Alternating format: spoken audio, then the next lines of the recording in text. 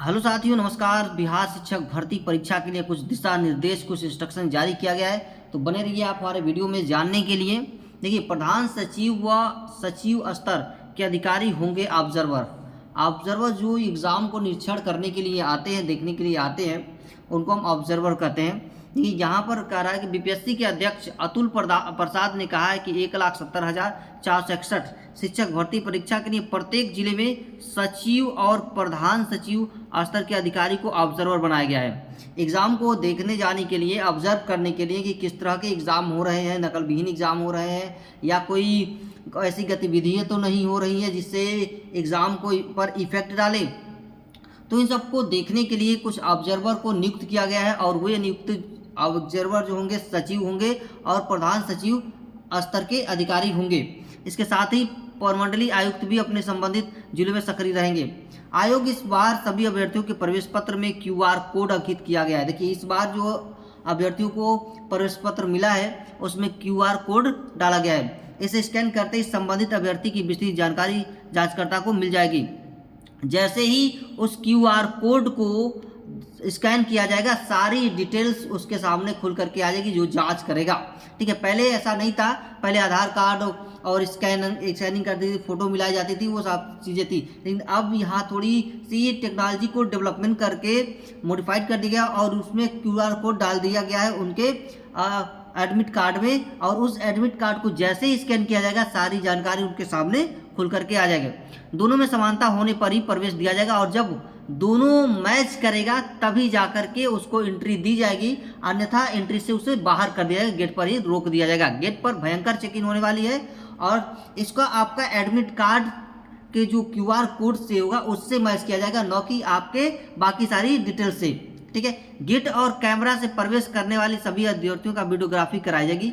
आपका जो भी गेट और कैमरा में से प्रवेश करने वाले विद्यार्थी होंगी उनका बकायदा यहाँ पर वीडियोग्राफी होगी, वीडियो भी बनाया जाएगा। ठीक है, यहाँ पर 4 स्तर पर होगा कंट्रोल रूम। 4 स्तर पर क्या बनाया, कंट्रोल रूम बनाया जाएगा। निगरानी रखने के लिए 4 स्तर पर कंट्रोल रूम बनाए जाएंगे। पहला जो कंट्रोल रूम होगा संबंधित केंद्र में ही होगा एक तो, दूसरा जिला मुख्यालय, तीसरा आयोग कार्यालय में और चौथा जो सुविधा उपलब्ध कराने वाली एजेंसी कार्यालय में होगा। ये 4 जगह निगरानी रखा जाएगा, 4 जगह से, ताकि कहीं से भी कोई त्रुटि न आए। जिला मुख्यालय और आयोग कार्यालय के कंट्रोल रूम में मीडिया कर्मी उपस्थित रह सकते हैं। एजेंसी कार्यालय के कंट्रोल रूम में विभिन्न एंगल से निगरानी रखी जाएगी। अभ्यर्थी के सामने ही खुलेंगे सीलबंद प्रश्न पत्र। पहले जो क्या होता था कि जो प्रश्न पत्र आता था वो स्ट्रांग रूम में रख दिया जाता था, उसके बाद वहीं से खोल करके सारे दिए जाते थे।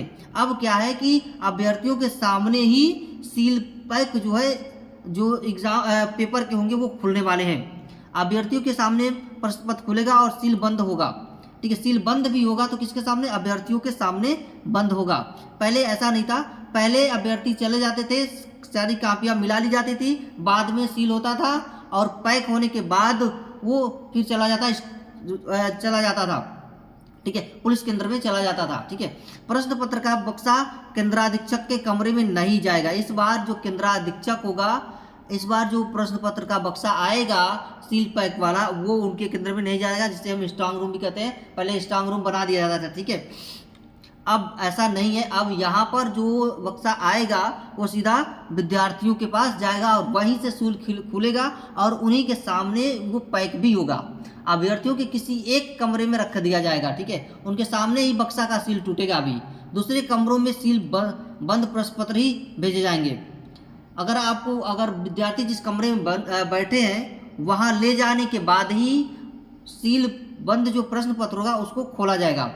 परीक्षा अवधि समाप्त होने के बाद अभ्यर्थी सुनिश्चित कर ले कि उनका ओएमआर सीट लिफाफे में रख लिया गया है कि नहीं। जब परीक्षा समाप्त हो जाए तो विद्यार्थी अपना देख ले कि भाई मेरा कहीं गड़बड़ तो नहीं है, ओएमआर सीट जो है मेरी सही ढंग से मिला ली गई है, सब कुछ क्लियर हो गया है, सब कुछ पैक हो गया है कि नहीं हो गया है। सुनिश्चित करने के बाद ही वो आगे का काम करें। अभ्यर्थी ओएमआर सीट गुम होने के बाद में शिकायत करेंगे तो आयोग संबंधित विरुद्ध कदाचार अधिनियम के तहत कार्रवाई करेगा। ठीक है, अभ्यर्थी अपने सामने लिफाफे के साथ साथ बॉक्स को भी सील बंद कराएंगे। भाई, अभ्यर्थी ही यहाँ सब कुछ कराने वाले हैं, पहले ऐसा कुछ नहीं होता था। इस बार ताला को सीलबंद करने के लिए सिंगल यूज जैकेट उपलब्ध कराया जाएगा। ताला सील होने के बाद ही अभ्यर्थी को कक्ष से बाहर जाने की अनुमति होगी। जब तक ताला सील नहीं होगा तब तक विद्यार्थी कमरे से बाहर नहीं जाएगा। प्राथमिक श्रेणी में कुल 79,943 पदों के लिए 7,68,089 आवेदन हुए हैं।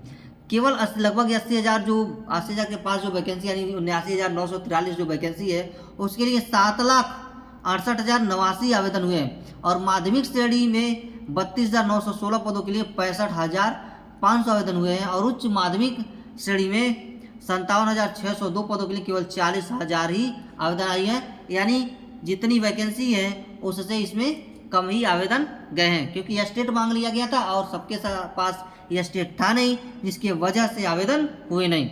ठीक है, तो मुझे उम्मीद है कि ये सारी चीज़ें आपको समझ में आ गई होंगी, कहीं से डाउट आपको नहीं होगा, और हो तो कमेंट करके आप पूछ सकते हैं। बाकी की जानकारी बने रहिए ऐसे ही खबरों के साथ, मैं आपको पल पल की जानकारी देने वाला हूँ।